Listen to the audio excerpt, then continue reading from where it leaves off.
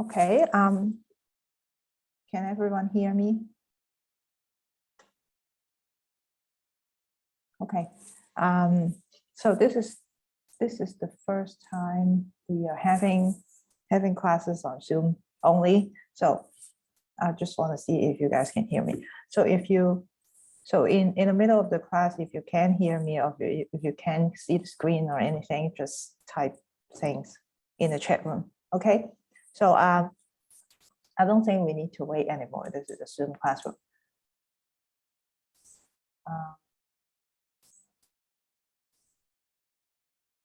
Okay, so let's start the lecture. Can you see the screen that I'm sharing? The slides.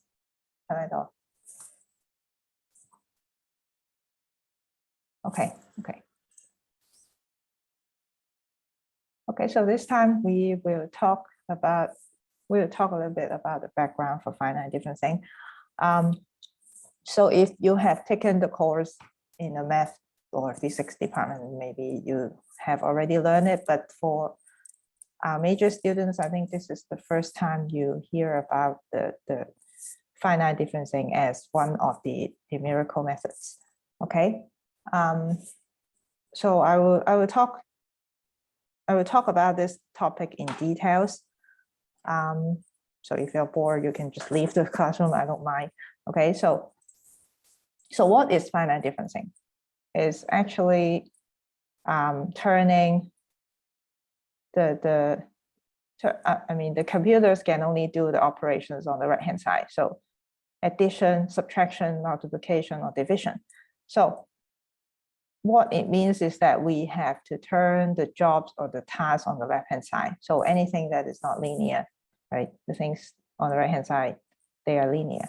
So anything that's not linear, we have to use some method to turn them into the operations on the right hand side. So in other words, this course should be relatively easy comparing to other 4,000 level courses because we only talk about these, okay, on the right hand side. It could be long, the process could be long or tedious to you, but it's not difficult, okay? So the task here obviously is to do differentiation, right? So we want to find the instantaneous slope over a certain location, but we only have numbers here, okay?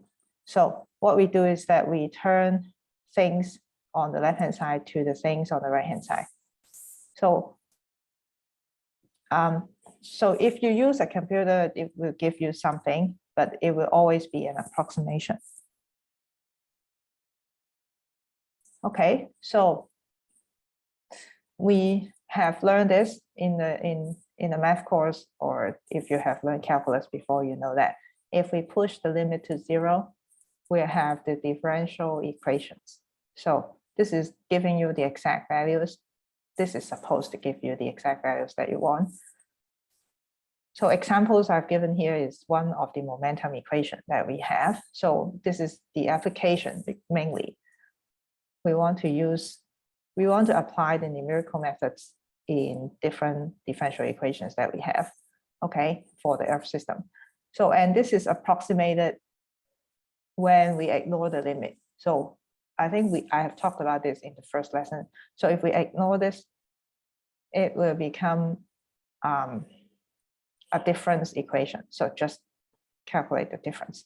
So this is probably how you understand the differentiation, right? So if you don't know about the delta t, or if you ignore the delta t, you just do the subtraction, and then you'll find an approximation to the differential equations, the solutions of differential equations. So they are only approximately equal, not exactly equal. So the hope here is to find solution close enough to the analytical solution.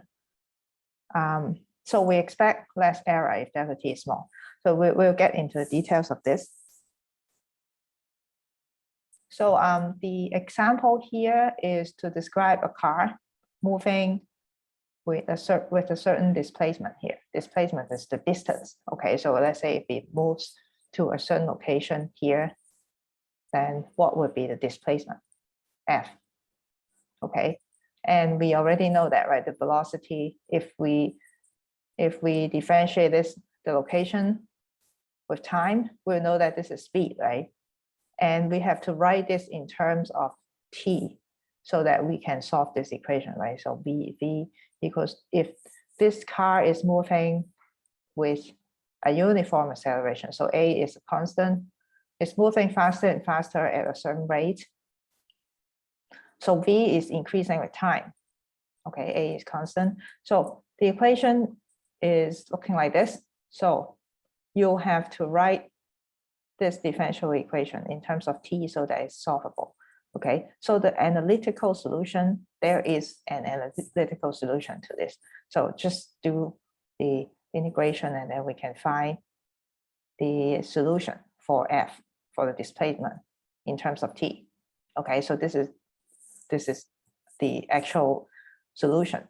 So we call this the analytical solution, but we are not that lucky in terms of looking at the problems for Earth system science, because the Navier-Stokes equation, I mean, if describing fluid on our planet, we do not have analytical solution. So the closest thing we had, I think there was a Russian guy who tried to prove that there is no analytical solution, and he failed. And people used a long time to prove that his proof was wrong. Okay, so it's really, really difficult. So the full Navier-Stokes equation. So this one is like the simplified version of the Navier-Stokes equation describing the fluid, the motion of the fluid. So we have the analytical solution here. So the task here is we want to use the numerical method to solve this and compare that with the analytical solution here. So this is like the ground truth, okay? So how do we do that? So the finite difference for this equation is this one, right? You just do the subtraction on the top and do a subtraction on the bottom, right? And AT, you already know A.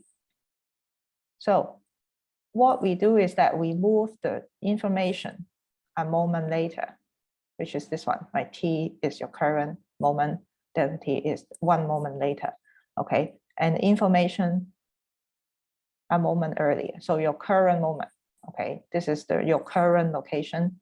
And then you know the A, you know the time T and delta T, okay? Delta T is the progression that you make in time every time you do this difference equation.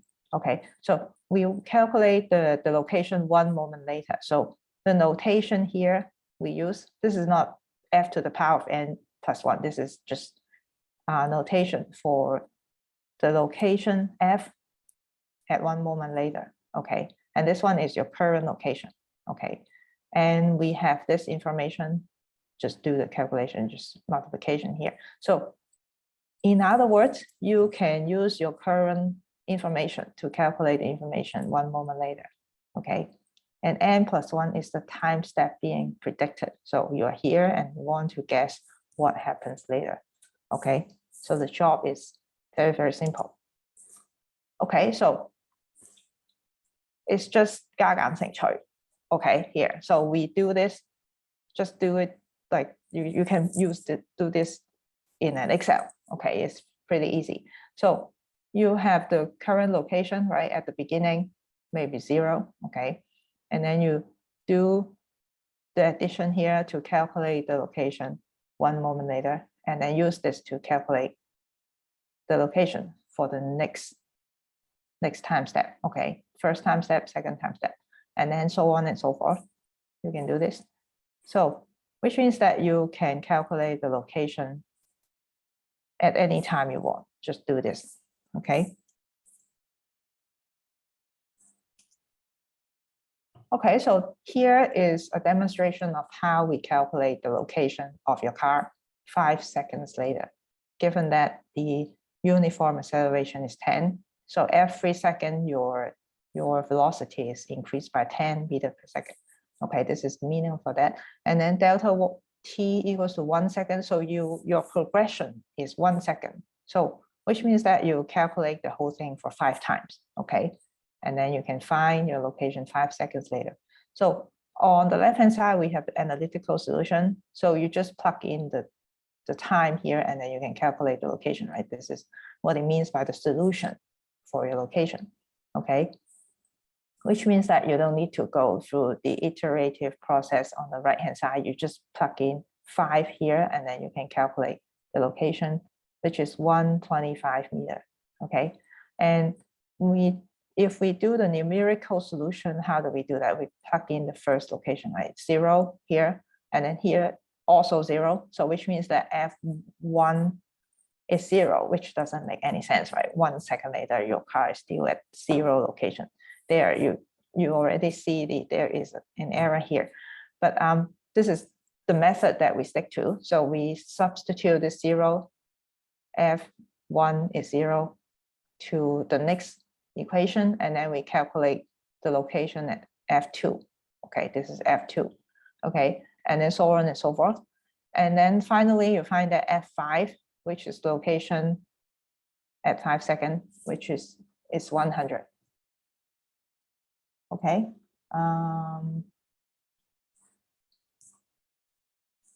Okay, so you can see that there is a huge error here. So your analytical solution, which is the ground truth, is 125. And then now what you have here from the difference equation is 100, which is really large, right? This error. So you can see that the green line is what you have for the analytical solution, and the red here is the solution from the difference equation. Okay, and we expect them to be closer. Expect these two numbers to be closer if delta t is used, smaller delta t is used. So the next example is to demonstrate that if we use a smaller delta t, 0.5 seconds. So now you have to calculate 10 times, right? More calculations are needed. We do the same process, but we the progression would be 0.5 seconds every time you move forward in time. Okay, so after that, you found that the solution is 112.5. So much smaller, right? Half the error is cut in half comparing to the previous method. Okay, here, if delta t is 1 second.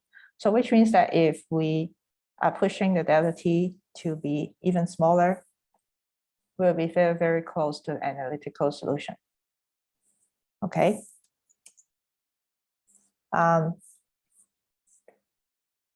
So here is a table showing you if we have smaller time increment, delta t, we have higher accuracy, but more iterations needed. So we have just demonstrated this delta t equals to 1 or 0.5.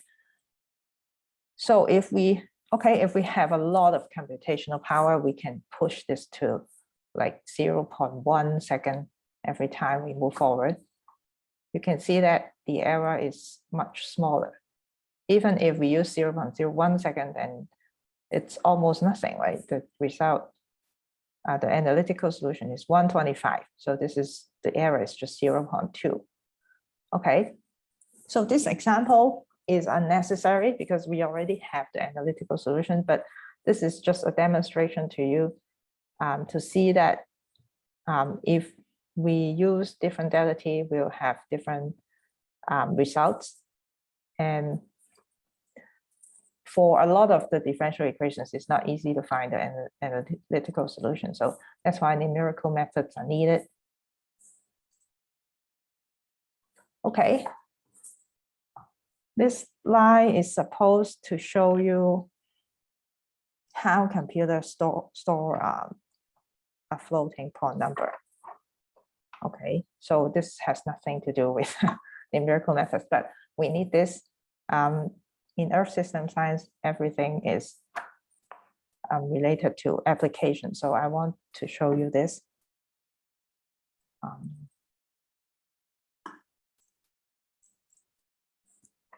Okay, can you see the the handwritten screen. Okay. So,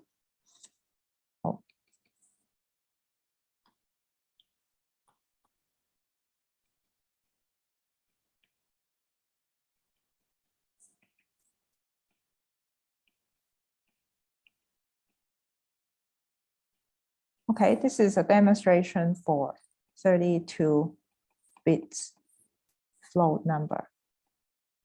There are numbers with more storage. Okay, 32 bits means just 32 digits of binary number. Okay, binary. So 32 means 4 bytes. Just divided that by 8. So what you talk about gigabytes or megabytes, this is the byte. Okay, 1 byte means 4 bits. 8 bits, sorry, 8 bits.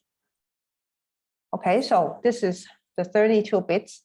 You can count this, that we have 32 digits here. But different parts mean different things. So let me talk about the very simple. So how do we turn this? This is a decimal number. I'm sure you have already learned this in other course. Okay, 0 to 9. So how do we turn this? How do we understand the value of this? This is 7 times 10 to the power of 1. This is 2 times 10 to the power of 0. This is 4 times 10 to the power of -1. Okay, so the value of this number, you just add them together, right? Just add these 4 numbers together. That's the value for your number. So what about your binary number? Just 0 to 1. For example, this is the number that you have. What does it mean?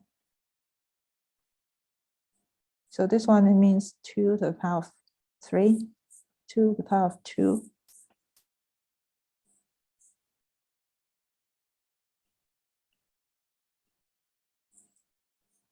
So this one is, right?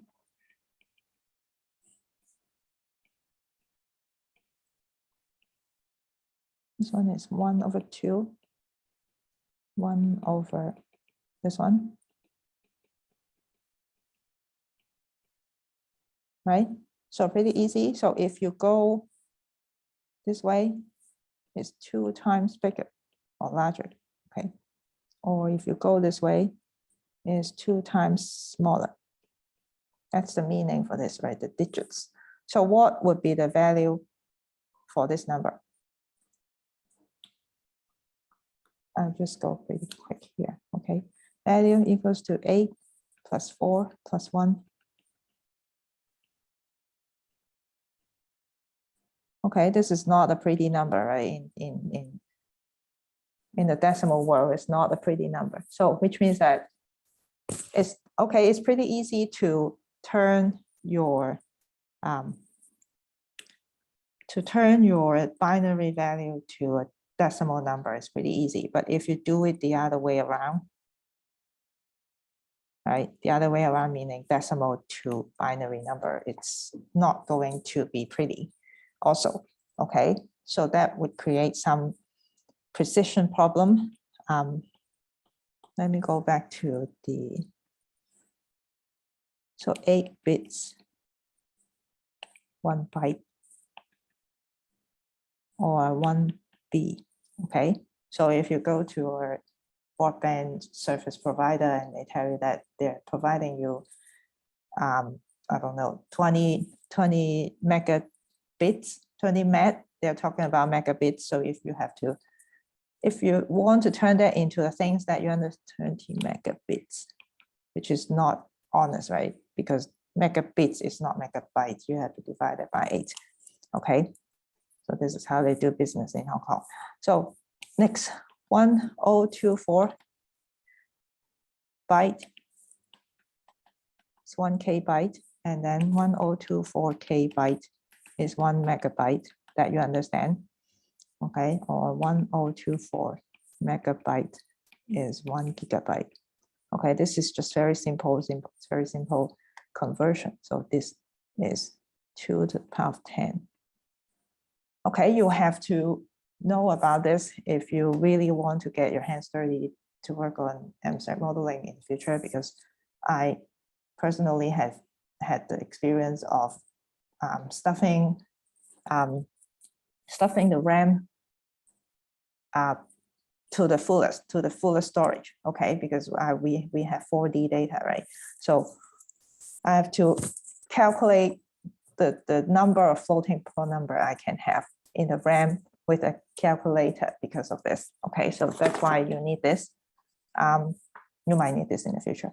Okay, so this is how you calculate the storage in the computer. So let's go back to the floating point number here. So there are 3 parts in here. So pretty easy. The first part is to store the sign. We just have 2 signs, right? Positive and negative. So it's fit this compute perfectly, right? We have 1 and 0. So 0 means positive, of course, 1 means negative. Okay. And then we have the second part, which is called the exponent. What would be the exponent? So I can. So the exponent also it's a binary number.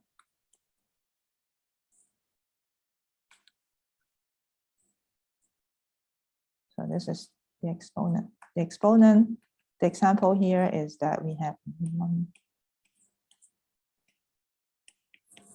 Okay, 2 here means it's a binary number.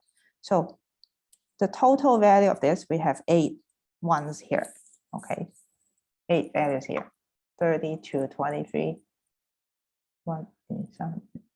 Yes, we have 8 values here. 8 ones here. If you add them together, what would be the total value? It's 225 numbers or 225 representations. You can assign different meaning for that, right? So the last one, if this E equals to 255, there is a special case in here. It means that it's not the number NaN. Okay, when you see NaN in your modeling results, it's going to be represented by this one. Okay, which means that you have either have a exponentially large or really large number that is not acceptable to this floating point number, or really small number. Okay, and your computer will give you this. So which means that we only have the representation from 0 to 254, right? 255 is used. Okay, so this is the exponent, so it's representing the power of your number. So the exponent range, we also need to have negative representation, right? Because we have negative power. So the exponent range, if we use this, it would be minus 127 to 127. Okay, which means that you can have, for example, this to this. Okay.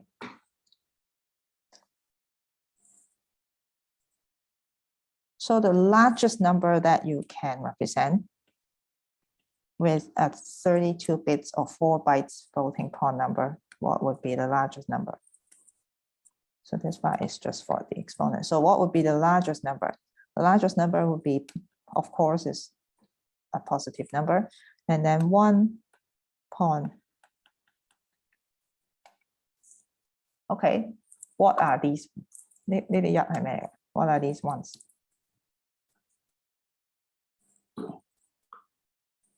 Okay, the 1 here is implicit. This one, the 1 here. The 1 here, this one. The 1 here is implicit. So your values in here would be the values in here, the mantissa. Okay, so 1 plus your mantissa, which is they are representing the things behind the decimal. It's not decimal, binary point. Okay, after the point. Okay, so mantissa here. So the largest number possible would be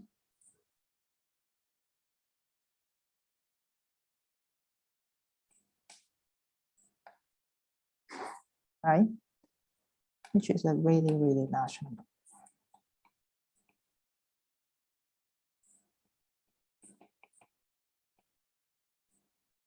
This is a decimal number, okay. This is just basic, I think it's very, very basic computer science knowledge. I don't think we have a computer science student here. So if you are, please bear with me. Okay, so this is the largest number. So you have to also have to know about this, because when your model blows up, you know that this is, of course, you know that this is exceptionally large, right? Then you know that your model has exploded. Okay, so this is how we can, I just demonstrated how we calculate the value here using the numbers in your 32 bits floating point. So you don't have to actually know about this, but I think we need to have some basic knowledge. So the bias here is 127, I think, yes, 127. So this is, for example, if this is the number that you see in your 32 bits floating point number, this is how we translate that into your decimal number. So, okay, -1 to the power of 0. So the 0 is substituted into here. Okay, yes. And then this one is implicit. So 0.11, this 11 is coming from here, 11. And then 2 to the power of 3, where is it? Is it coming from? 3 is coming from here, the exponent. Okay, I've demonstrated how we calculate this. So the number here is 14. Okay.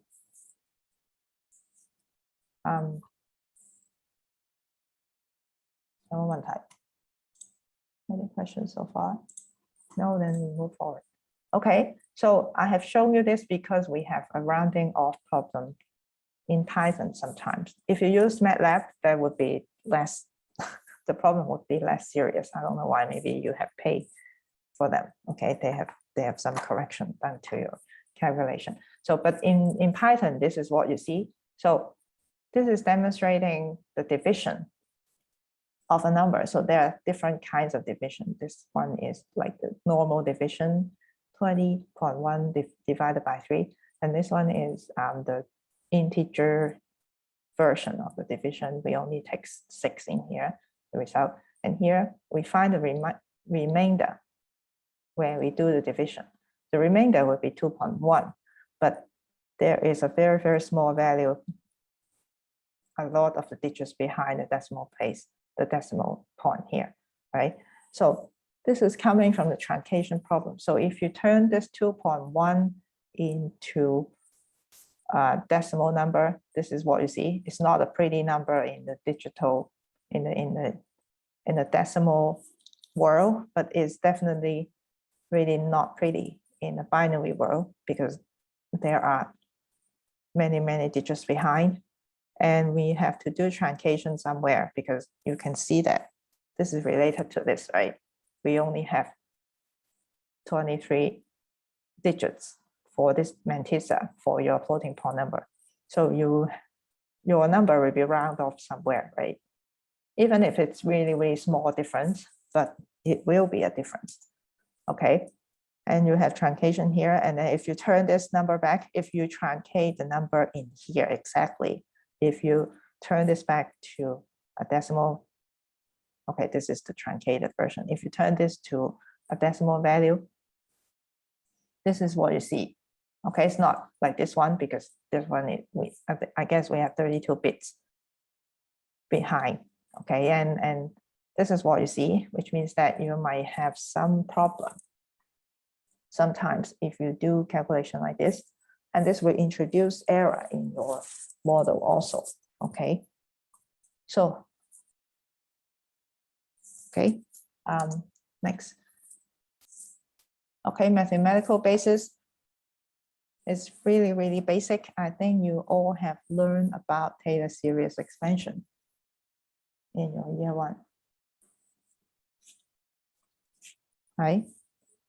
Okay, so the goal here, what is the goal?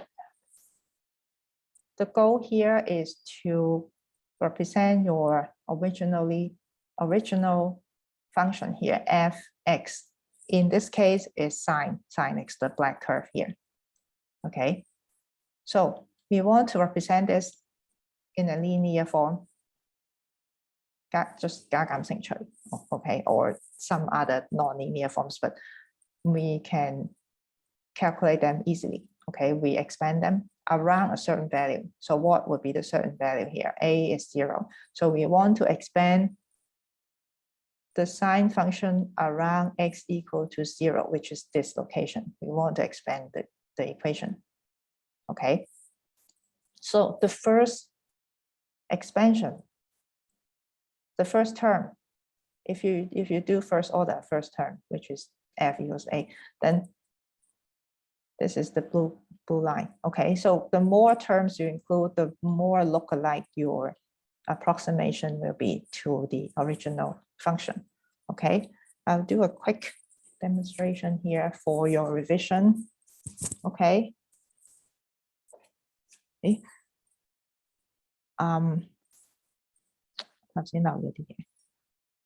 Sorry about that. Okay, I forgot to talk about the last thing. Okay, if your RAM has 16 gigabytes of memory, how many, okay, basically you can calculate how many floating point number your RAM can have. Okay, if your RAM is solely for the calculation for your simulation, okay, 16 times 1024 megabytes, 16 times 1024 to the power of 3 bytes. Okay, or bytes. Why do we do this? Because we have done this here, right?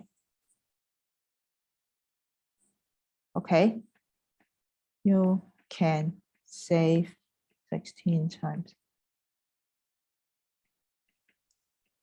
bytes divided by 4 bytes, because you need 4 bytes for your floating point number. Sometimes people use double precision, which is 8 bytes. Okay, this is just normal floating point number. Okay, so so now we go back to the Taylor series.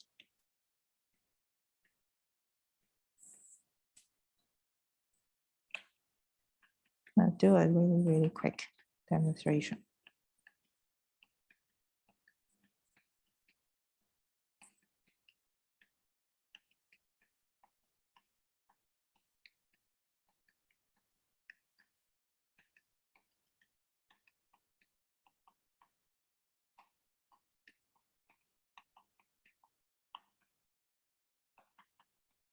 So n is the number of times you differentiate the term.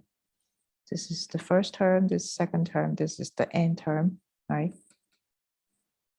So this notation just means that it's this one, okay? And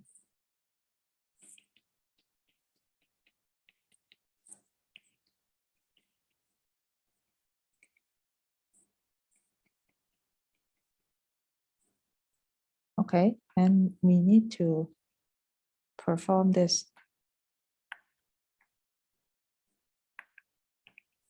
on sine x. So sine x is the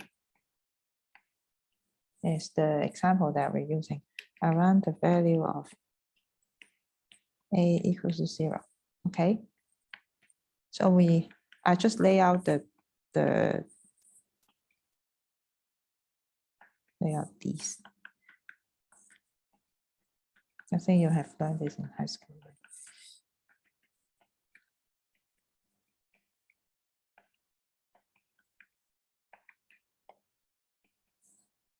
Okay, you might need to do this during your midterm.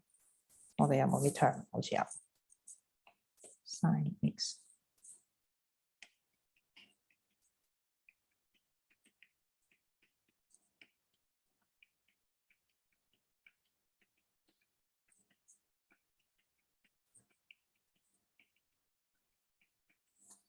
okay? And you don't need to copy this if you're bored, okay? Okay, so now we expand. Expand this sin x, expand this around x equals to 0, so a is 0.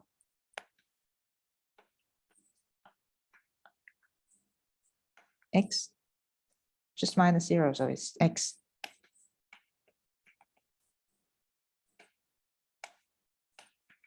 Okay, sine 0 is just 0, so we know that it's,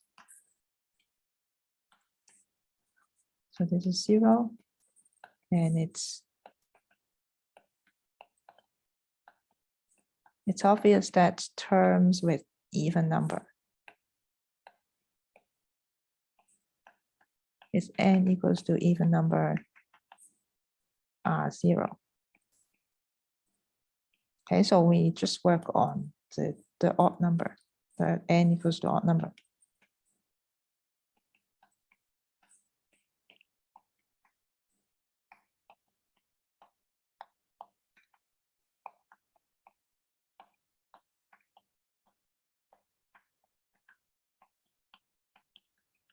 Okay. This is pretty standard. Okay, so this one is also 0. Right? So the first approximation, what would be the first approximation? It would be this one, x, right? This is what you see, right? The small angle approximation in physics course, right? The blue line. If x is small.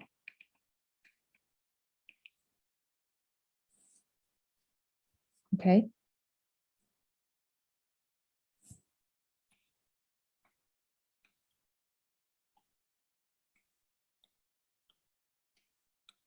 So sine x equal to here x minus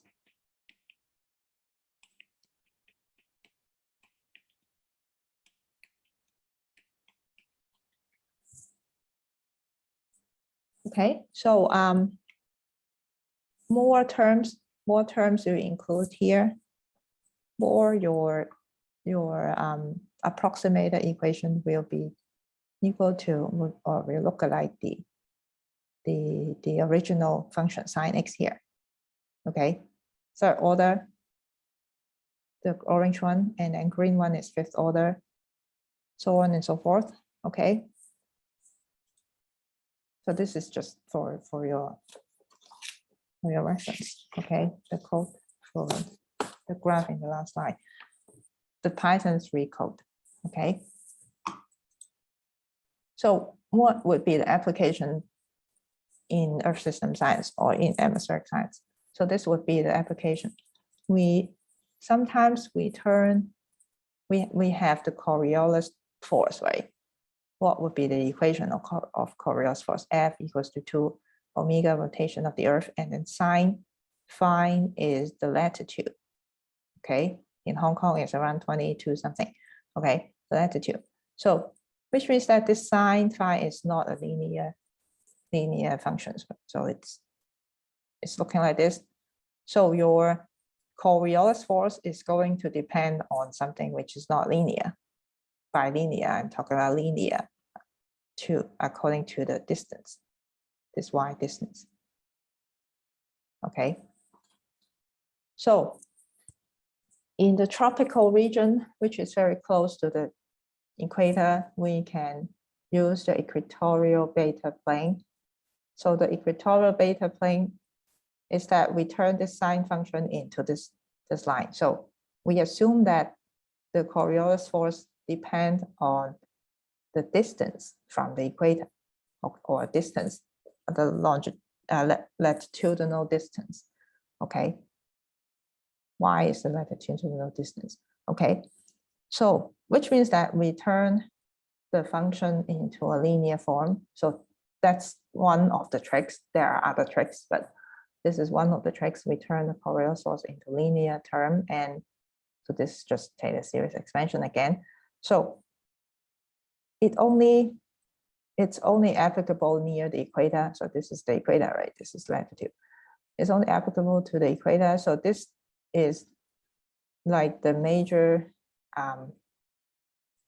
difference between the tropical dynamics and mid-latitude dynamics. We have different approximation, or we have different rationale behind the Coriolis force, right? And after we have done this approximation, we found that there are waves that only appear in the tropical region, okay? And we'll talk about this in another course. So this slide is for reference. So this is just showing you the application. Okay, so there are different types of finite differencing.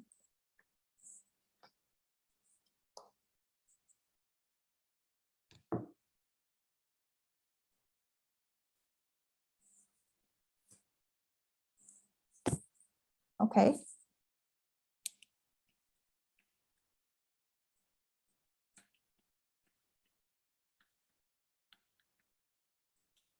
Forward differencing. So the aim here, the job here is to use Taylor series to find out the change from a certain location to the next location. Okay, just an example. We want to apply it to equations like this. The equation that you have seen many times in this course.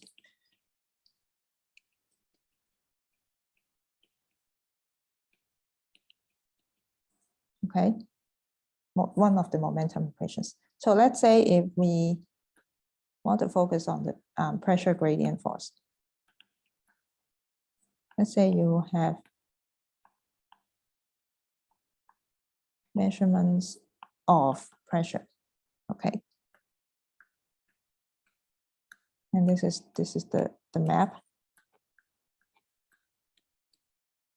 This is the pressure, right?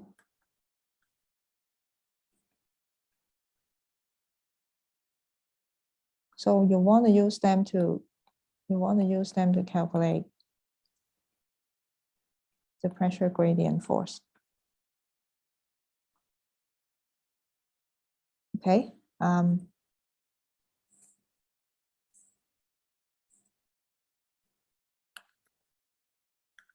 Imagine that your F x is P x is the pressure. So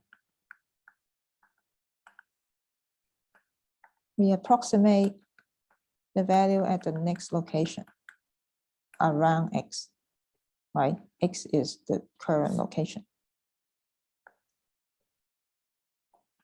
And you want to know the value in the next location. So how do we do that? We use Taylor series expansion, right?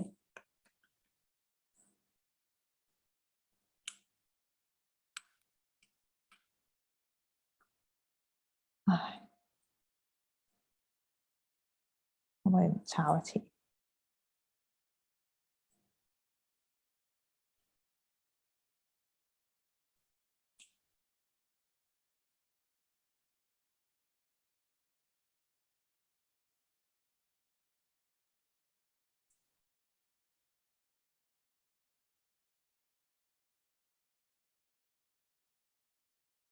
Okay.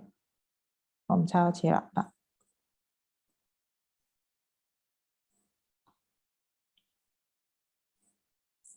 Okay, so we now expand this. So remember that the value that we want to find out is at x delta x, not x anymore. So this one. and we expand that around x.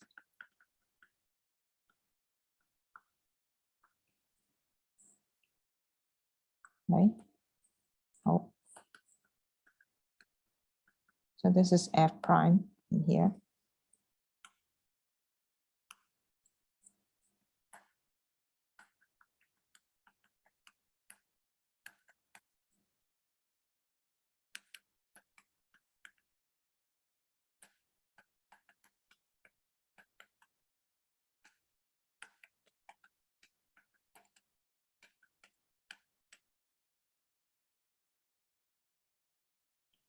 Okay.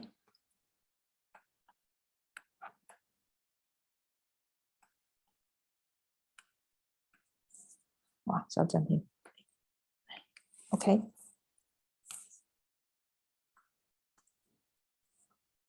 So on and so forth.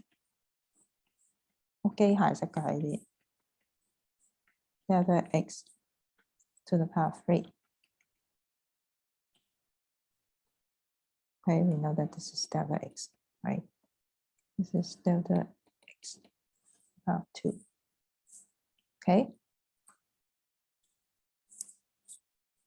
有冇人跟唔到嘢慢啲？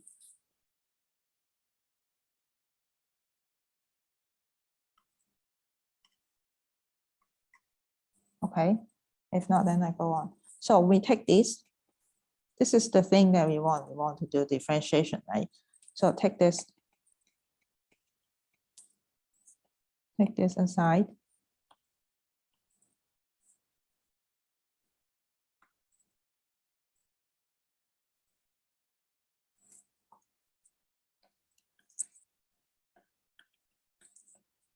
So this delta x is coming from here, right?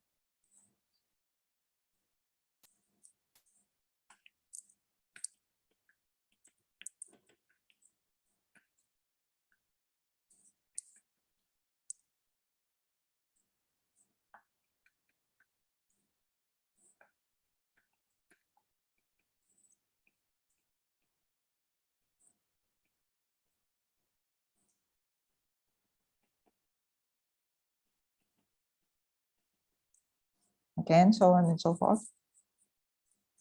So we don't want this. We don't want the delta x here, right? We want to have just this one differentiation. So we take the delta x to the other side. Actually, I have done this in the first lesson already, right? I've demonstrated why this one is not exactly equal to this, because you have many terms higher or the terms behind. So when you just use subtraction as, I mean, when you see a differentiation and then you just do subtraction, these are the terms that you ignore.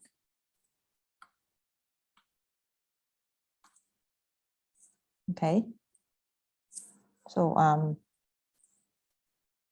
let me add this. Okay, this is approximation. Approximation. Okay. So these are the terms. Divided by delta x. These are the terms you ignore. Error of this approximation.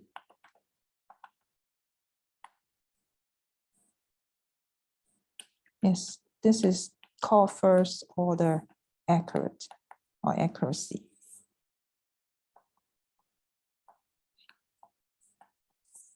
First order accurate, because the largest error term is with delta x. So this one is divided by delta x, so just delta x. This one is delta x squared. Okay.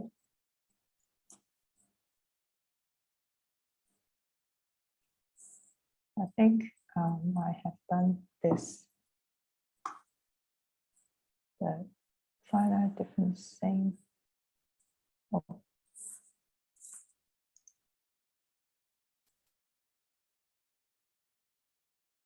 Okay, I've done the first one here. So if you're here, X, and you want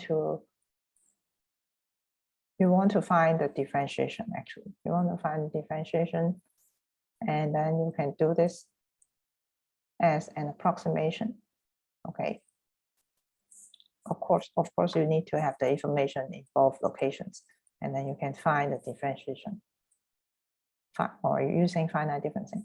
Okay, so the other way around, there is a difference. Okay, I will talk about this in a minute. So it looks like that they're exactly the same, right?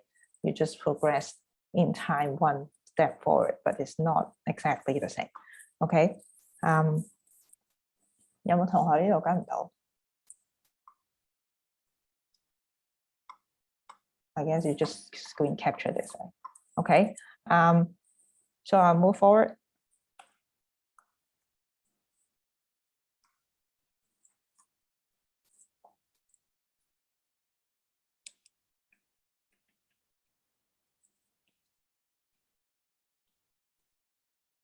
Backward differencing, similarly.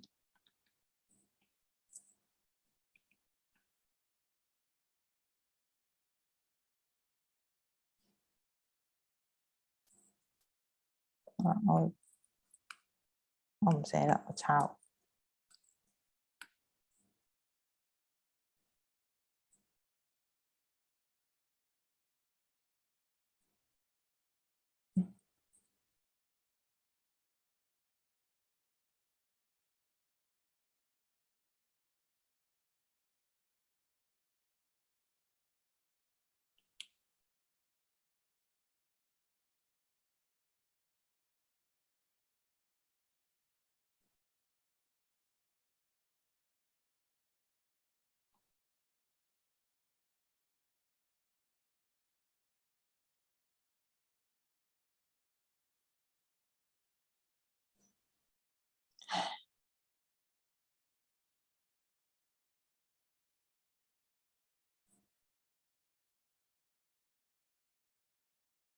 哎，點 copy and paste 㗎？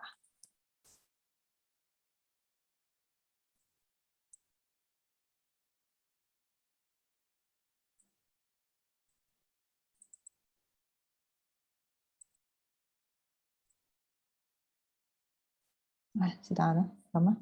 Okay, it's negative, so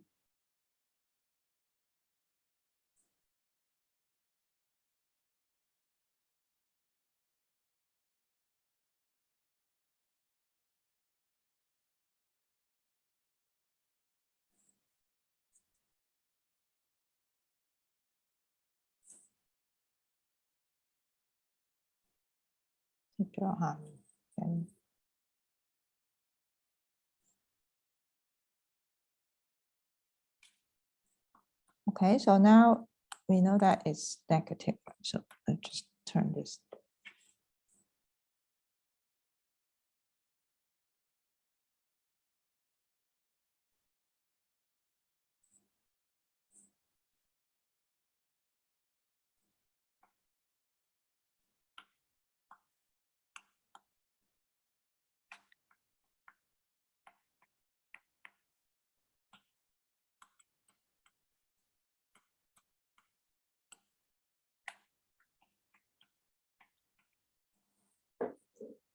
Okay.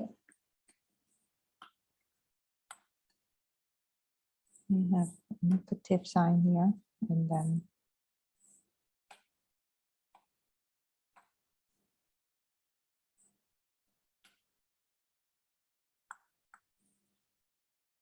okay, so this one equals 2.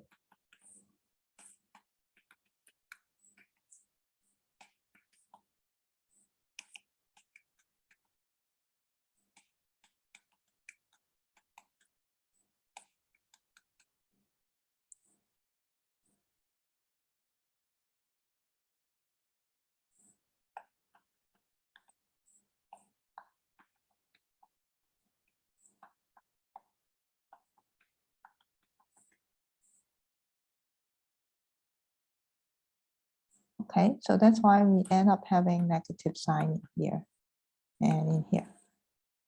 because we are doing, the thing here is that we are expanding this around x, x equals x, but we are trying to find this, right?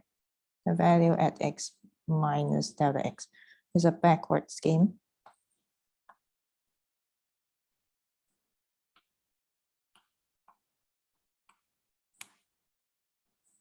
So the next step is that, again, we take this aside.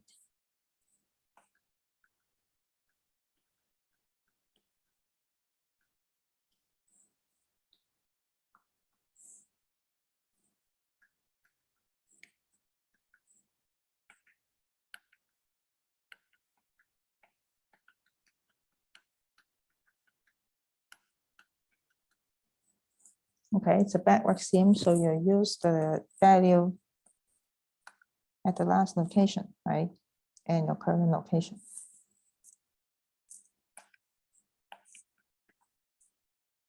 On chart. The rest of it is here. Okay, so what is the error here? It's just the rest of the terms, right? The higher order terms.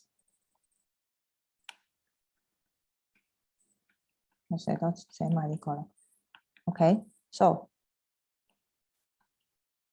this one defines the order of your accuracy, right? It's also first order accurate because the largest term would be delta x, would be with delta x. Okay, it's supposed to be smaller and smaller because when you do this, you differentiate that for 2 times, right? It should be smaller and smaller. Some time, please. Oh, sorry about that. Okay, so maybe I think I have done talking about this slide. So forward differencing and backward differencing.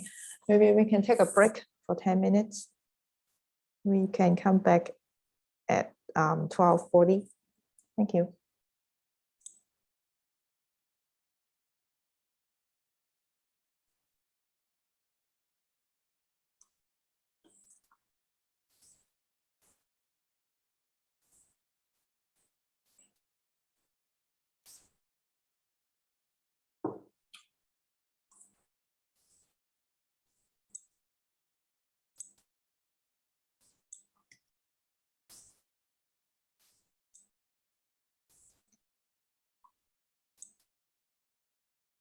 Okay, so we have already talked about the forward differencing and the backward differencing in the last part. So next is, okay, next is we do the center differencing. Again, this is for the first derivative. So we make use of the forward differencing in here, the plus sign right here, and the backward differencing here, the minus sign. We make use of these two, and then we want to find what is called the center differencing. So you are here and you have information from behind and also information in the next location. So how do we make use of the information with the 3 locations together, or just 2? Okay, the one behind and the one in the front. So 2, okay, the information around you. Okay, how do we do this?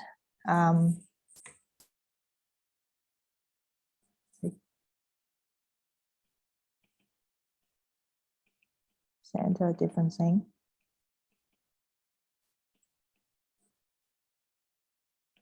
We combine the 2.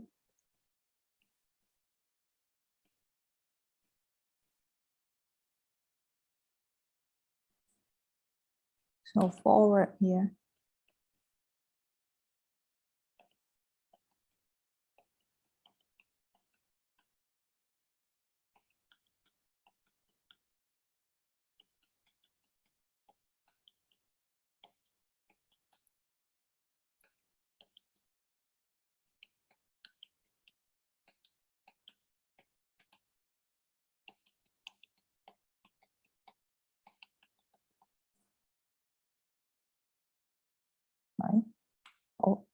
試下再試一次 copy and paste。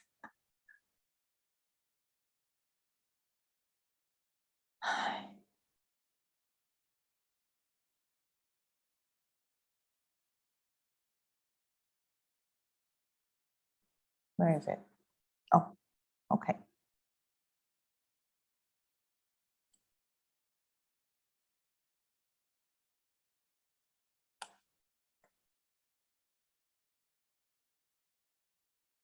Okay. So it's backward. So we turn the sign into negative. Also this one.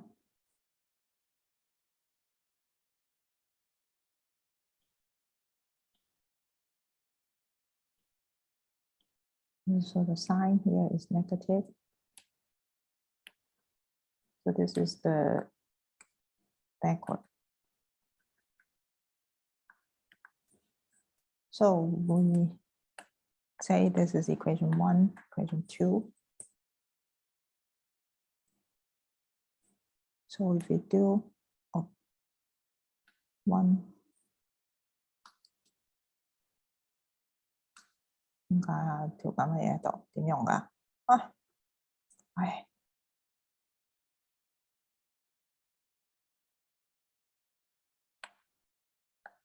-2，唉，有佢啦。OK， do subtraction。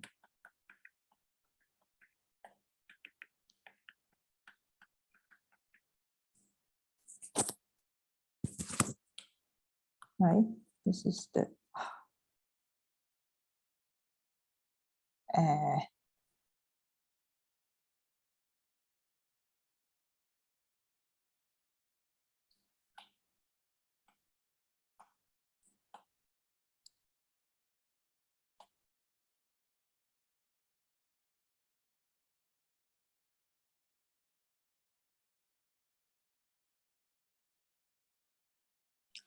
得啦。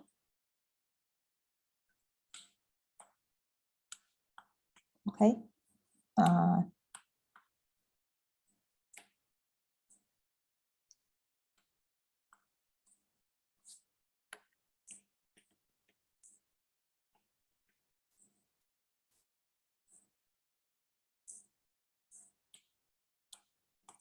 so this one we subtract it, right? It's 0.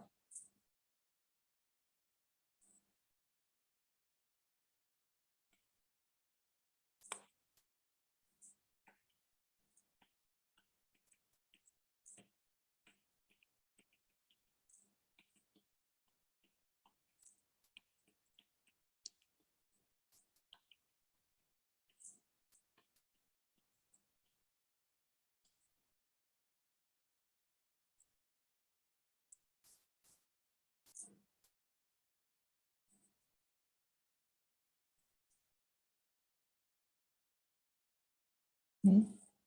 寫錯咗喎，頭先冇人話我聽㗎喂。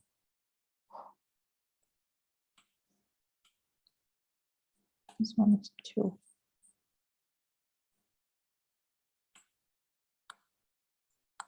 Okay, so this is 0.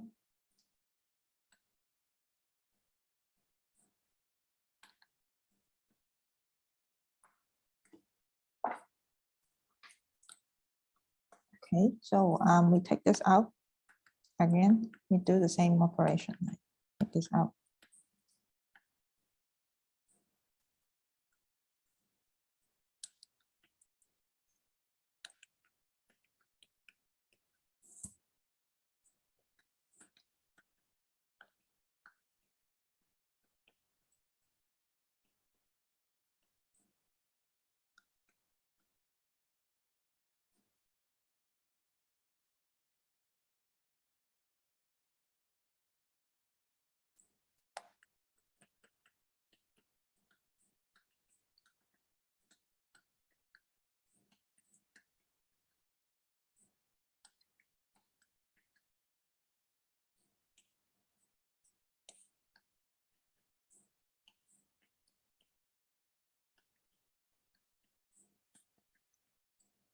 Okay, So what does it mean? It means that the higher order here, they are the error, right?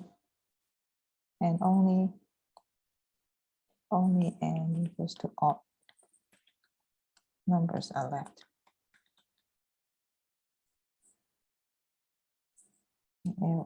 Okay. And it's a second order Eckert scheme.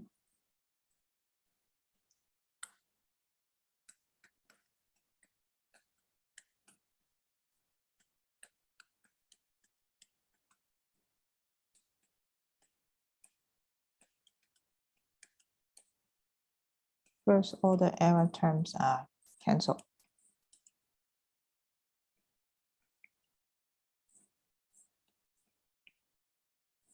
So the largest term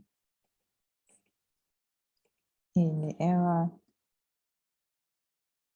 is with delta x squared.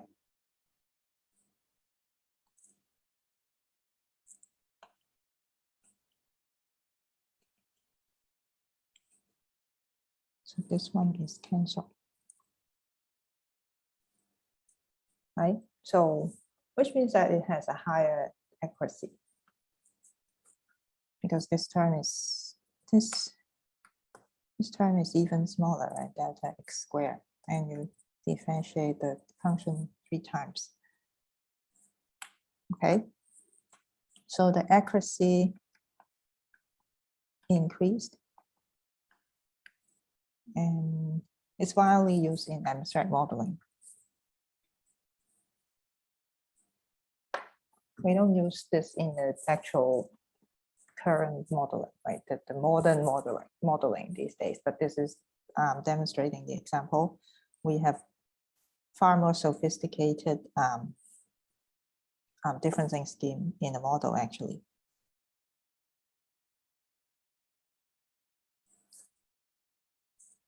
Okay. Come here. Come back. Anyone needs more time? Okay, then I'm move forward.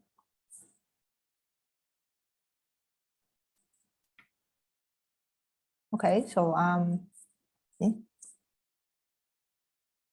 Okay, this is not what. So this is what I have just talked about. This is what I've just talked about. So we have 2 delta x here. Also because this is 2 delta x, right? The distance between the yellow dots here. So what is the error? How do we determine accuracy of each type? I've already talked about this. So 4th order differencing. So what's 4th order? So the largest error term in your error. So the largest term in your error would be with 4th order. Okay, and I'll show you how to do that here.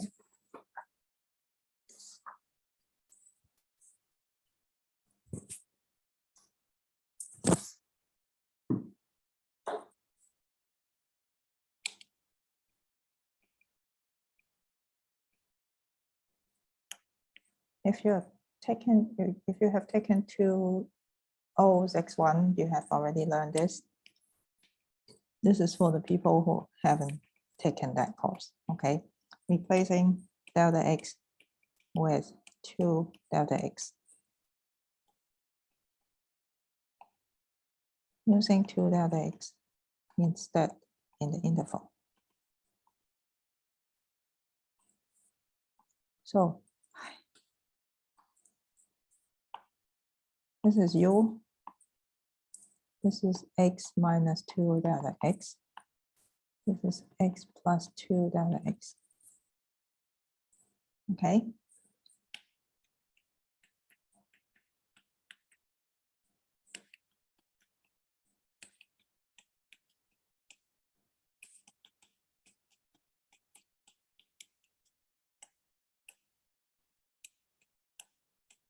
Right.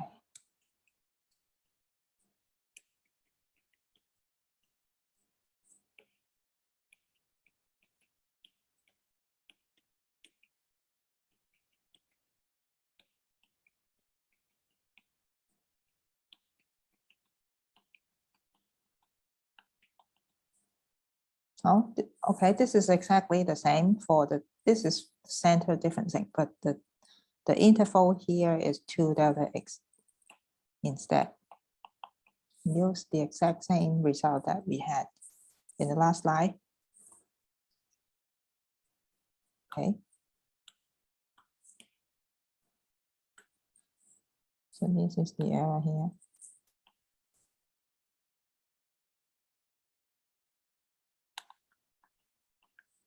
Still second order.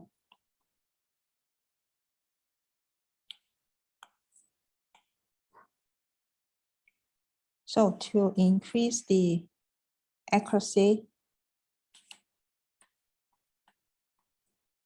we need to get rid of the largest term in the error, which is delta x squared, which is the term with delta x squared. Okay, and we use the central differences.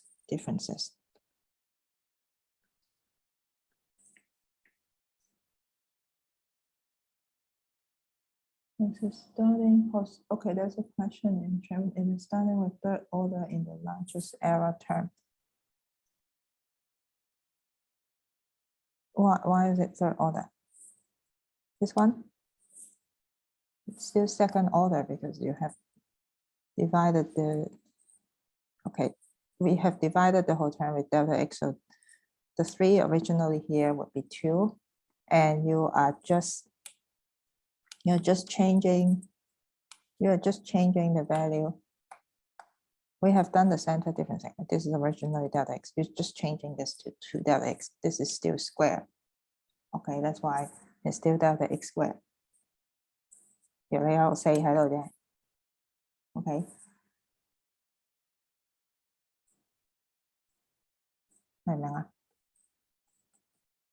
Originally, this is delta x squared. Now it's 2 delta x squared. Done that.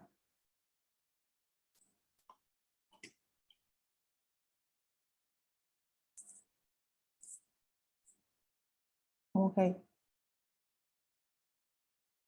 陳希林，係咪你問嘅問題 ？Okay, never mind.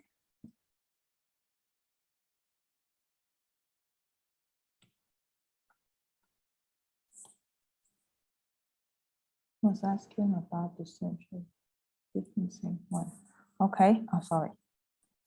So this one, the largest. This one.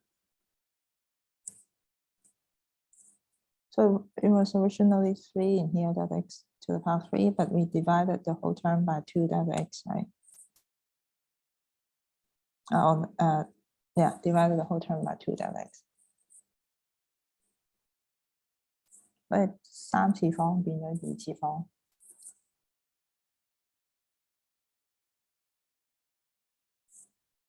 Okay. Okay, let's go back to this. Okay, so to increase the accuracy, we need to get rid of the largest term in error, which is this one, or which is this one. Okay.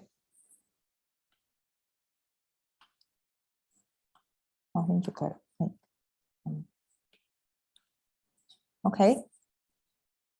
So we use the center differencing.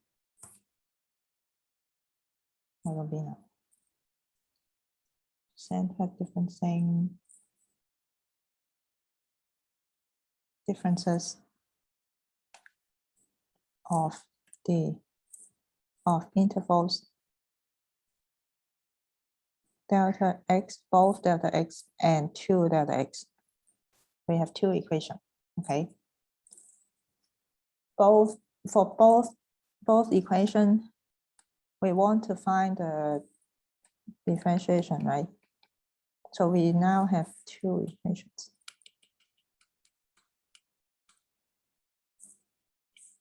Okay. Now we have 2 different differencing equations.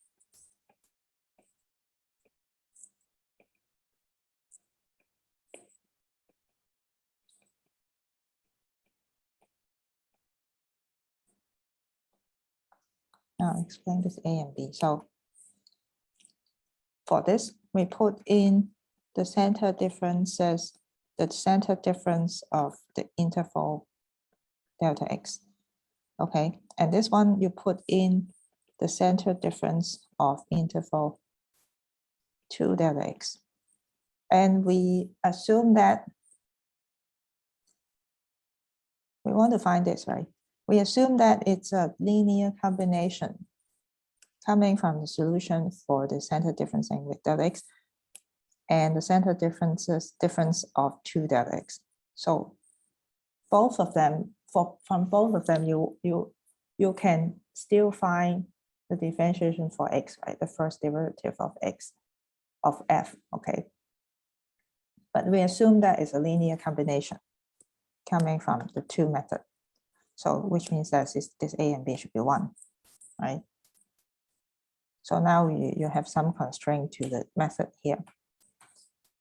So just apply this, and we want to find the value for A and B.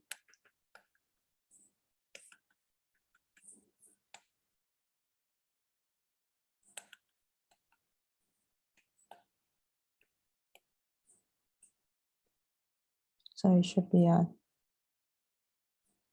linear combination. Yes. Plus B.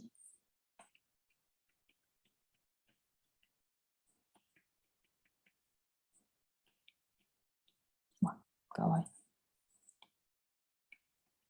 Okay, so this is the center differencing with interval delta x. This is the center differencing with interval 2 delta x. Okay, of course you have some higher order terms.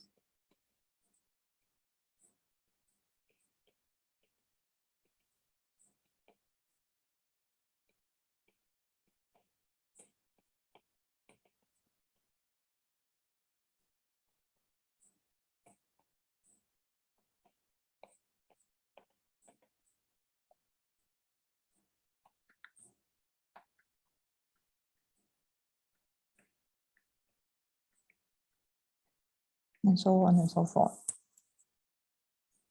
Okay, these are the terms we are getting rid of, so you don't really need to care about that. Okay. Number 9.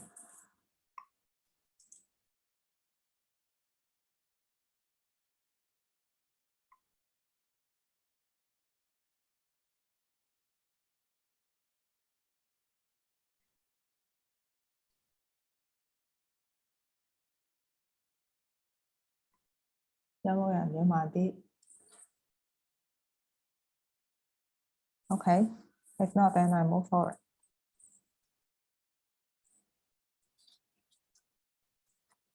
Okay, so now we are getting rid of consequences. And so because a lot of this goes. Why? Okay, so now we are trying to get rid of the largest term in the area here. Which are the terms that we want to get rid of? This one, right? Delta x squared, the two terms of that. They're coming from the original method, right? So if you combine these, if you combine these two,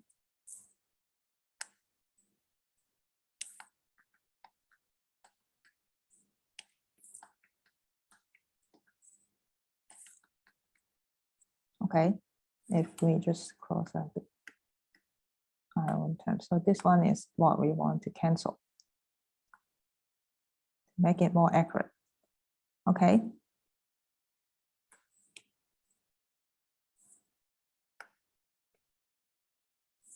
Remove this term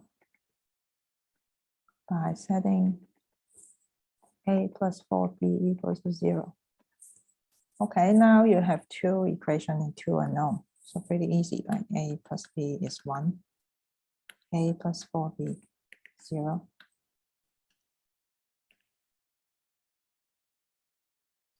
Right.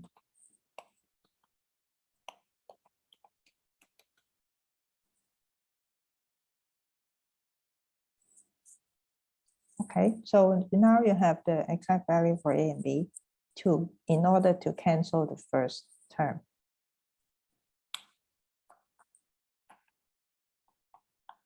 Cancelled. Okay. If A equals to 4/3 and B equals to -1/3. Okay. Putting them back.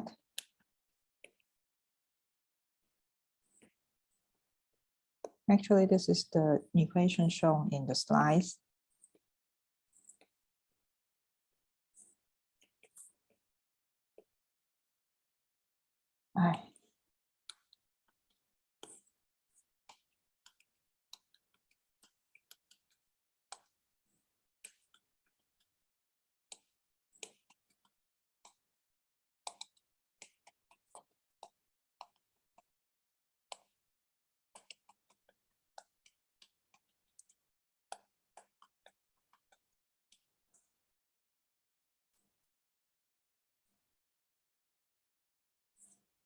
Okay.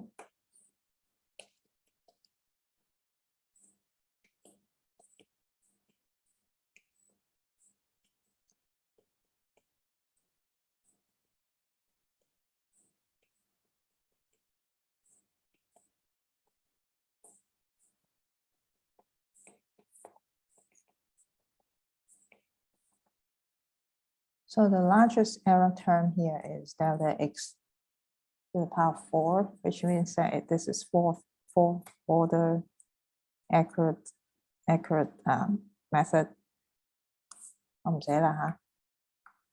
Yeah, error.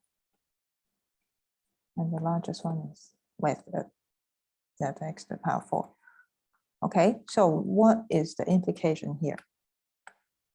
Okay, you're here. This is x minus delta x, x minus 2 delta x.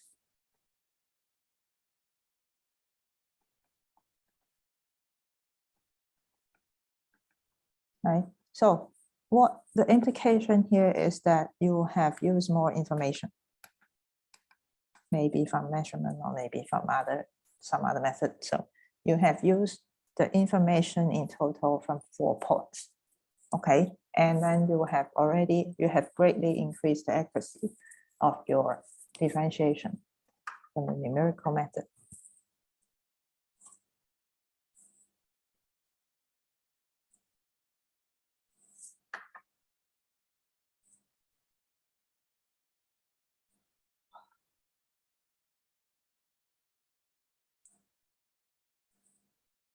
Okay, so this is the equation I've shown you in here. So that's why you get some weird coefficients in here.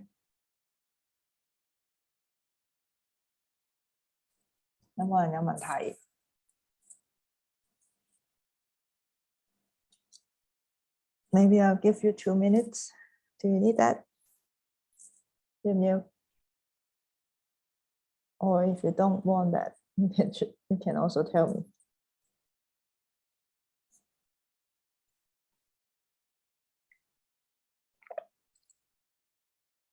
喂，冇反應嘅喂，要唔要多啲時間 ？OK。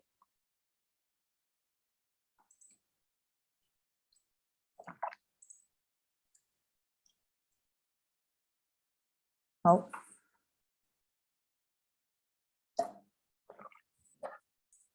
好。So this is the 4th order we have just talked about.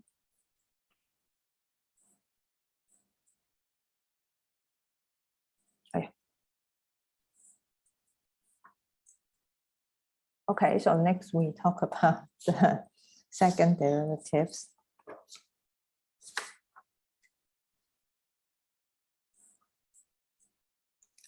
It's still the similar trick.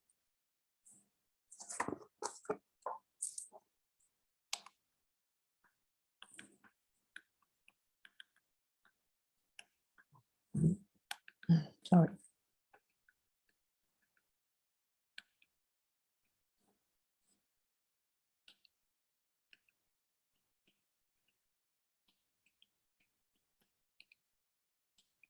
A series expansion on this and this one.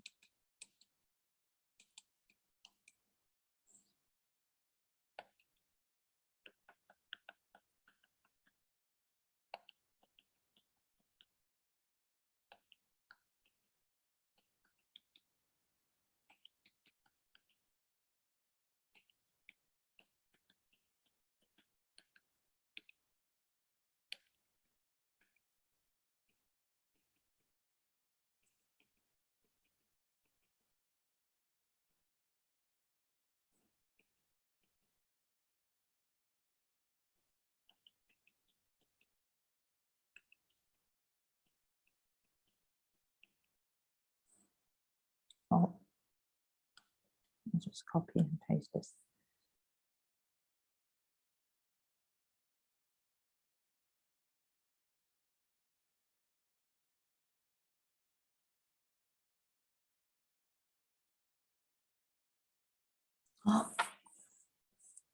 Oh, cảm ơn.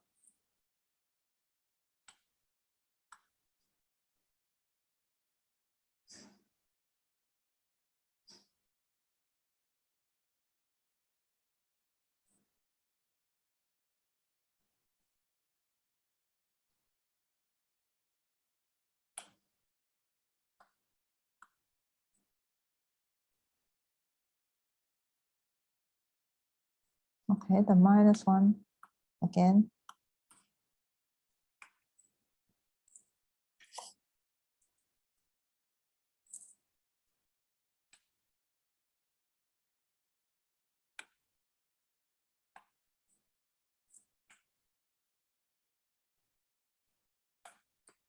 So the minus sign here.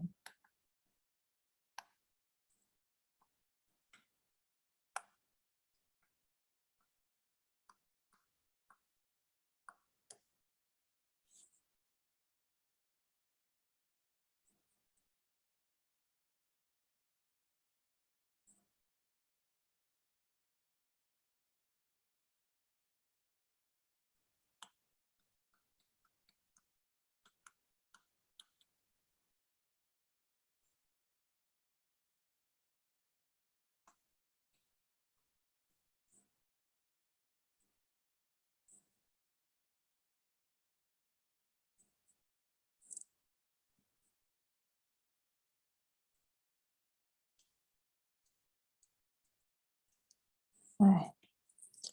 Right. So adding them together sẽ chọn hình cáo.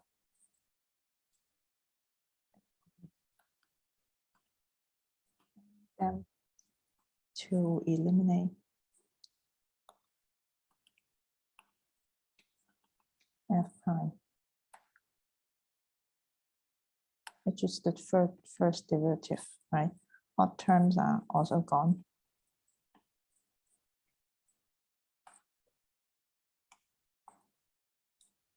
So if you add them together, and this one, only the even terms are left, right?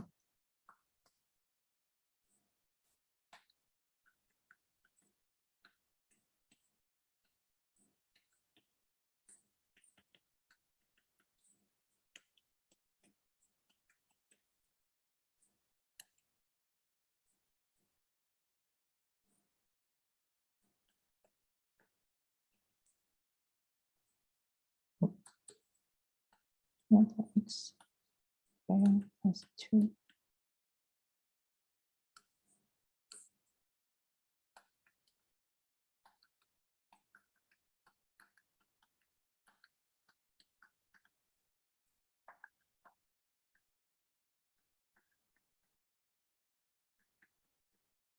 Right, you already got rid of this one, right? This is what we want. Well, in some second. This is what we want to get rid of, right?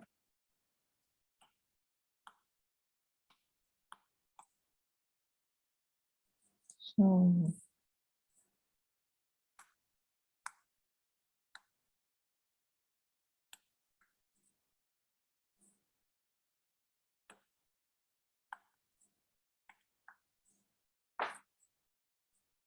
okay, it's pretty simple, just tedious math. Okay, so we take this out. Okay.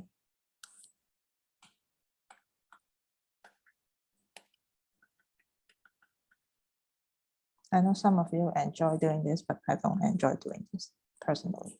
Okay, this is just, I mean, the computer will do the work for you. So what's the point?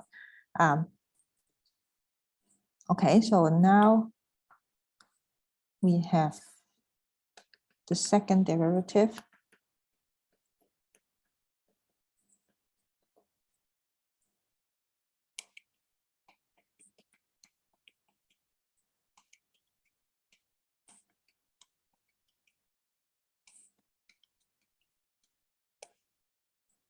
And the x squared.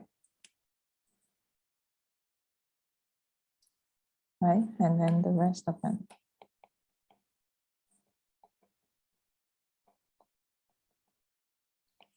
So the error should be really, really small because you differentiate the function 4 times, right?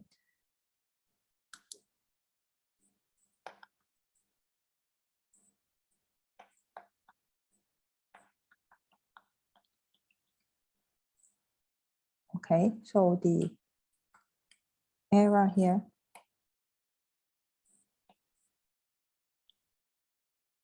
is second order.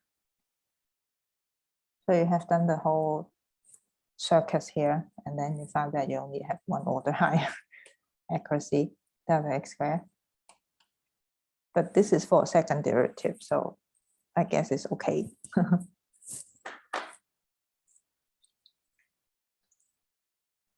Okay.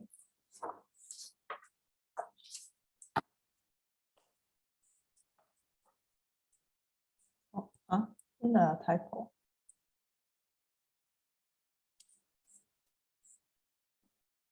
One over.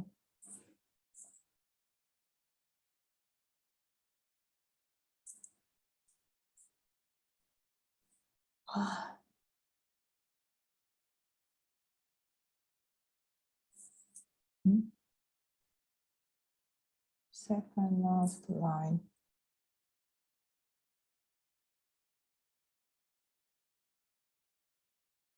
Oh, sorry. 係喎。啊，大家都好留心咯，幾好啊。OK。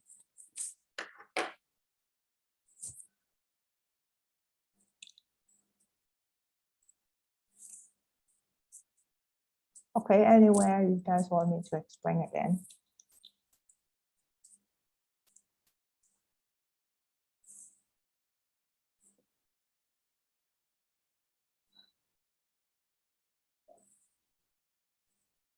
All right. 好，非常好啊。好 ，Okay, we have done this.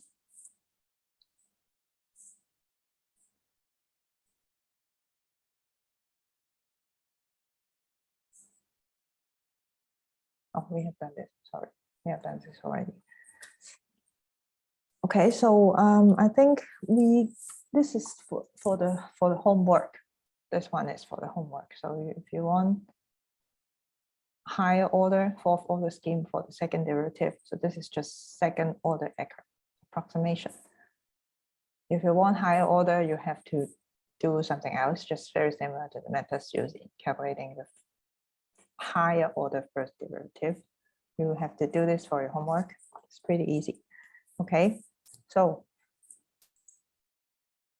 this is for your reference. So I took it out from the book that we have. The book, this book, the Fundamentals of Demonstrated Modeling.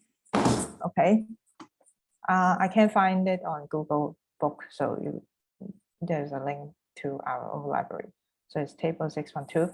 So there are different methods, and N is the the value that you get from the measurement, and I is the notation for location. Okay, this is first order backward scheme, forward scheme, and there are different schemes.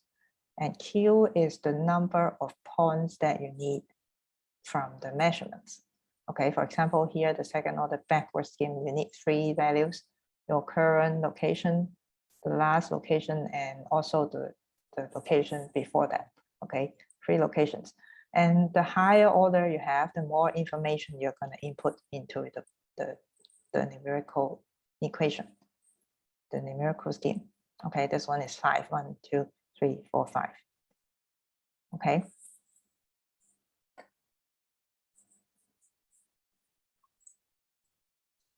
Okay, so time differencing is a bit different from the differencing scheme that we have just talked about. So the mathematical basis is the same, but we need special considerations for the time differencing. And we'll cover more next week. So some simple introduction here. So the forward scheme, we have a name, the Euler scheme. And let's say we have a differential equation for some function. Okay, differential equation here, f is the function. And on the right hand side, so the things that are changing your parameter f, the things that are the changing parameter f are laid out on the right hand side. So maybe some 4 things. So it should be in terms of f. Okay, and f is itself is a function. It's a function of time. It has to be a function of time. Otherwise, there's no point, right? It's changing over time. So f is a function of time. So in other words, g is also a function of time. Okay, I've laid it out in here. So what does that mean? Okay, why do you need this? I'll just explain a little bit.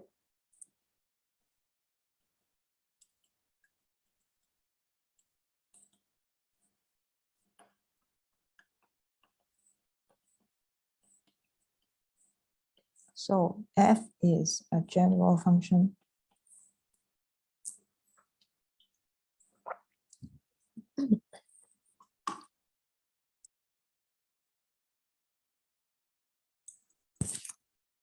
A general function,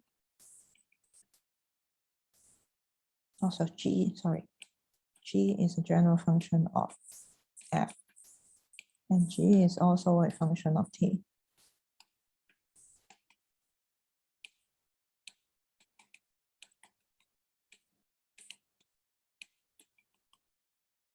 Right? Examples.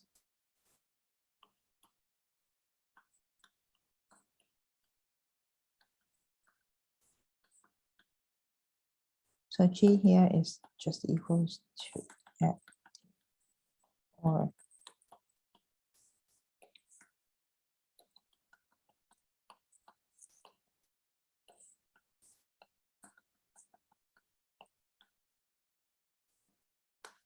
this one.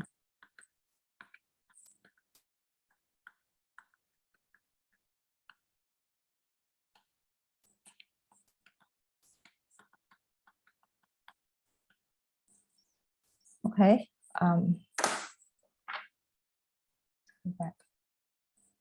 I'm just explaining the same thing here. Okay, why do we need this notation here, g? So on the left-hand side, if you replace that with the difference equation, right, which is analogous to what we have just talked about.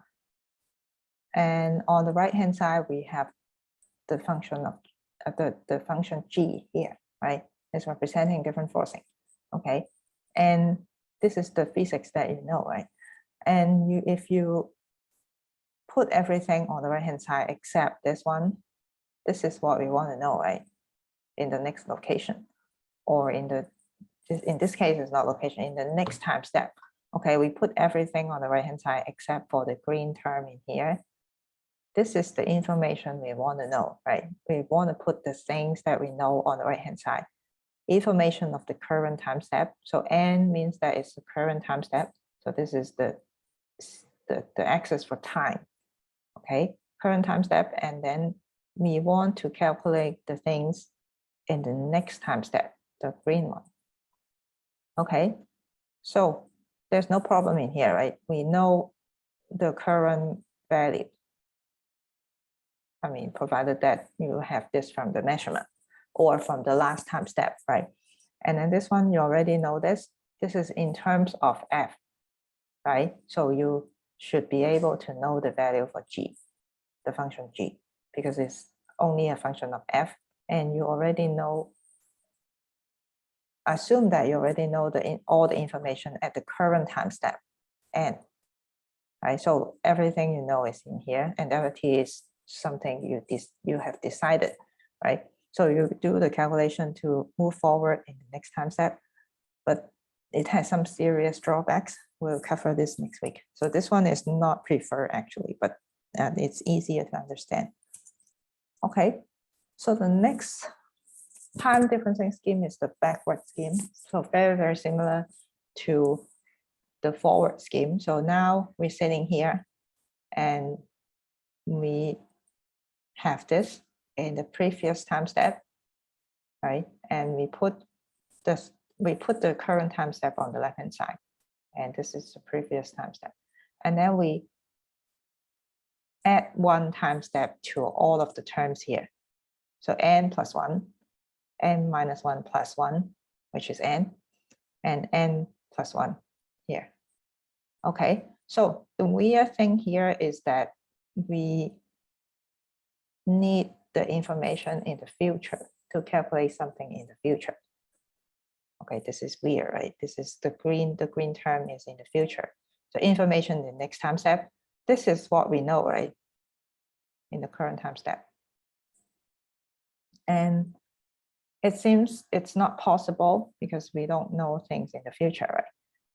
And however, this is solvable. We'll cover that in the next lecture, or I don't know. Yeah, maybe next lecture.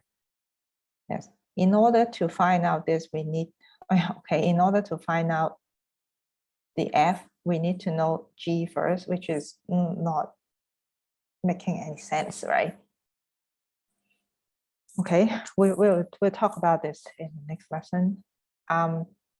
So the next time differencing scheme is the leapfrog scheme, which is just the center differencing scheme we have talked about. But if it is for the time differencing, we call this leapfrog scheme. So it's like a frog leaping forward.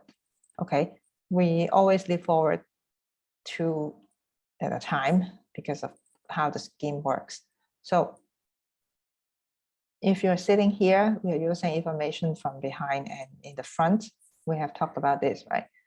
So you have used information in the previous two time steps to calculate the thing in the next time step. Okay. You will use this a lot in the coding that we'll be using. And this will create a problem when you calculate the first time step, right? If you're sitting here and you don't have information here, and of course you don't have information here. And how do you calculate the information in the second time step? We'll get to that later. Okay.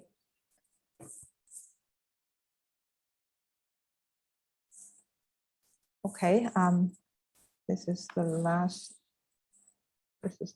part of this lecture.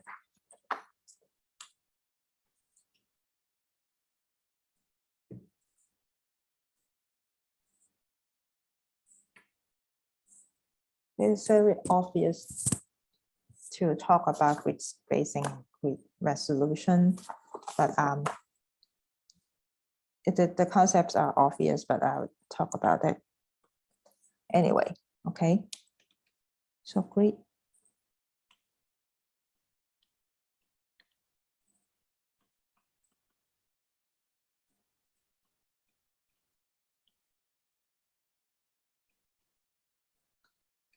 我畫公仔畫出場嚟啦，開始嚟啦。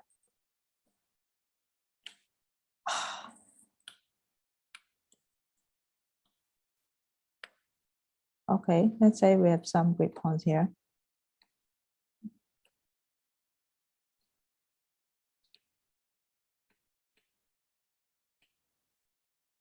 and we have a wave. How about what does it?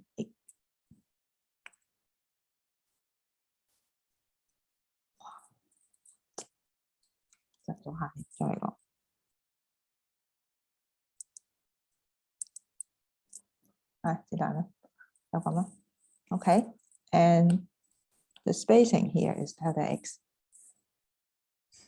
Okay, what would be the wavelength?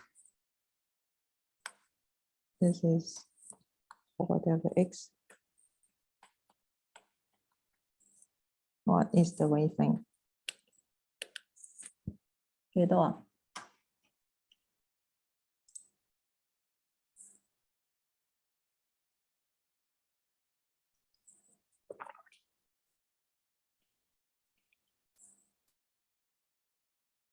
我等緊你哋答啊，幾多啊？喂 Okay, yes, 8 delta x. Okay, let's also go over the concept of wave number. Okay, we find this really easy. Just ignore me and you can leave the classroom. Okay, this is the last slide I have. Okay, what is a wave number?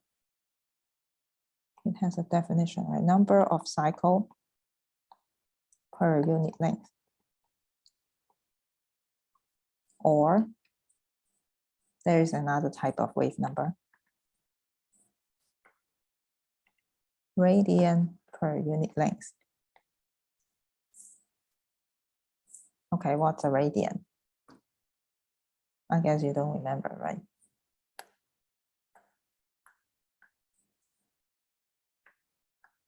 This is 1 radian. So what's the radian for a complete cycle?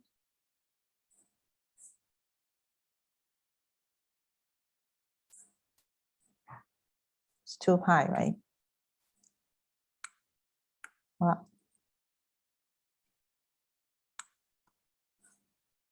okay, so what's the wave number here? For this 8 delta x wave. It's 1 cycle per 8 delta x, right? And here, what's the k in another unit? 2 pi over 8 delta x. Either one is correct, so it depends on which wave number you have. We have another kind of wave number for tropical meteorology in that course. So it doesn't matter, it's always divided by the wave number. Okay, so next, so here your wave is happy because it's truthfully represented by your model, right? You only have representation here, so you have like a, okay, you have the wave looking like this. It's pretty happy, right? So next, I will still have 9 dots in here.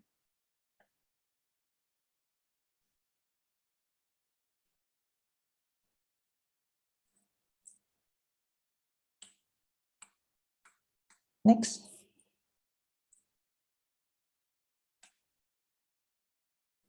All right, sorry about that.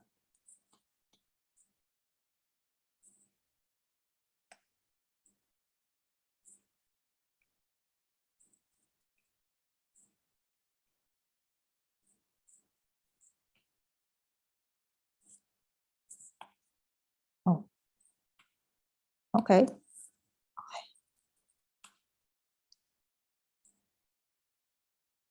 So the wave number here, the wavelength here, sorry, is 3 delta x.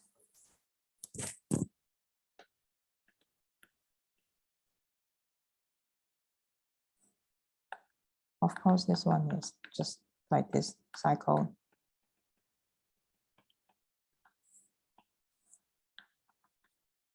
Okay, and your wave is also happy, right? If you link them together,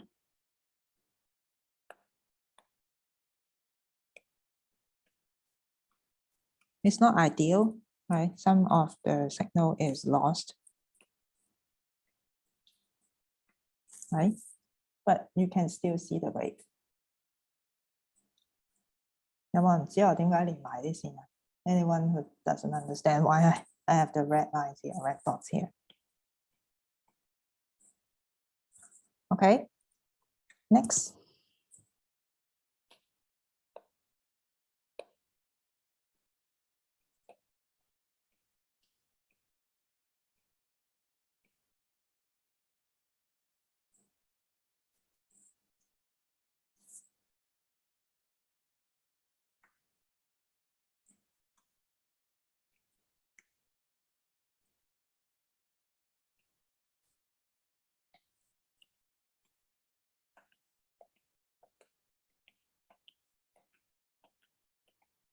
Your wave is also happy because you can still, it's not ideal again, but you can still see the wave.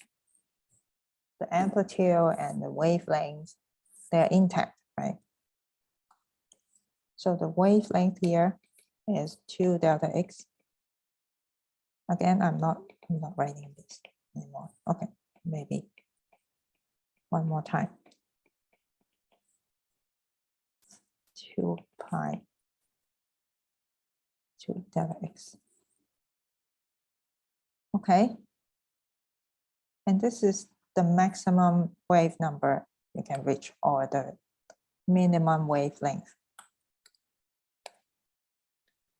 or maximum k reached. Why is that? Because if your wave is even smaller, with a smaller wave number, it will not be properly represented by your model. So it's related to the grid size of your model.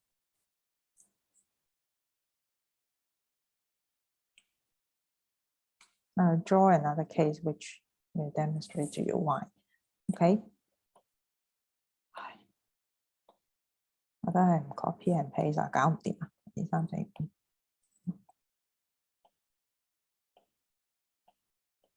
Okay.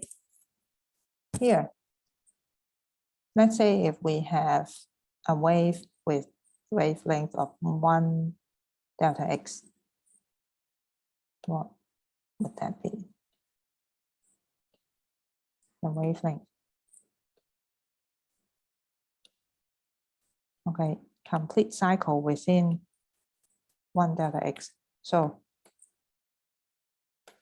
if you connect them together, you will not see the wave anymore, right?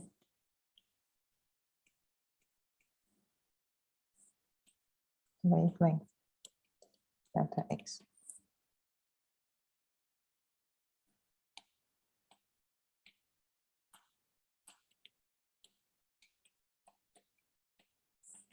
Signals with wavelength smaller than 2 delta x is not properly represented. Okay, very close to 1 cycle. Delta x. Okay, and in some cases, it will be really misinterpreted. I'll draw you the example. Okay, let's say if your wave, oh, shoot.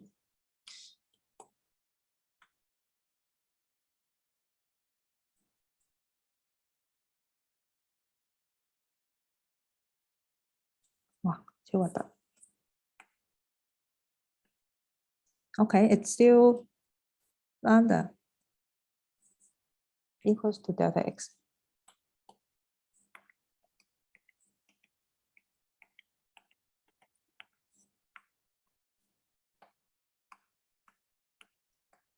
Okay, if you're pushed forward and if you want to use the model to represent even smaller scales, it will be misidentified in longer wavelength signals. You can see that, right? It's another wavelength, longer wavelength signals. which is not ideal, right? Which is not probably not what we want, right? This is pretty obvious, I guess.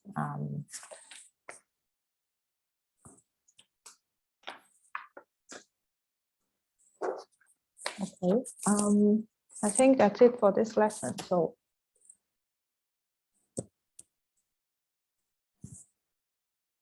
the moment type.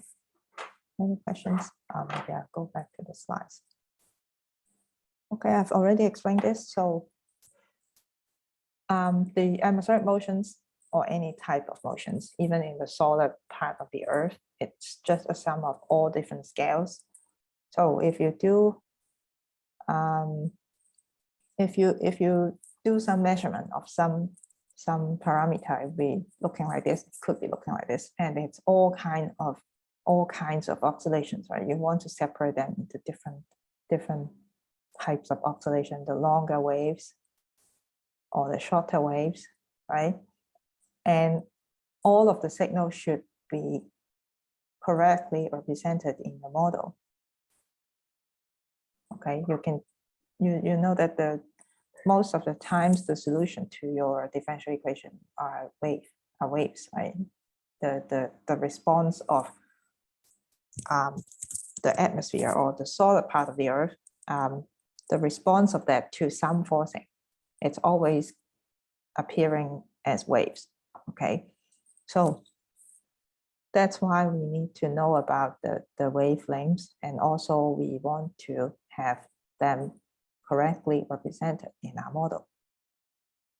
Okay, so this is why we talk about this grid spacing and grid resolution. Right, this is just a summary. We have talked about forward differencing, backward differencing, and center differencing. Okay, for your homework, please print the data in tables. I've given you the sample script here, and if we will have to use for loop in the exercises, and if you forget, why I've put up some links here, and you can do some revision for the for loops in Python 3. Okay. 阿 Paul 想唔想講幾句？功課點做 ？Maybe just some. Nothing special. 係咪唔使講？係啊，總之 for the question 4, you can write in the PDF then submit it. Then I would suggest you guys to also, well, for question 1, 2, and 3, I guess you have to print the table and something like that. Then you should also insert that table into the PDF together with question 4 as well. Yeah. Okay, any questions?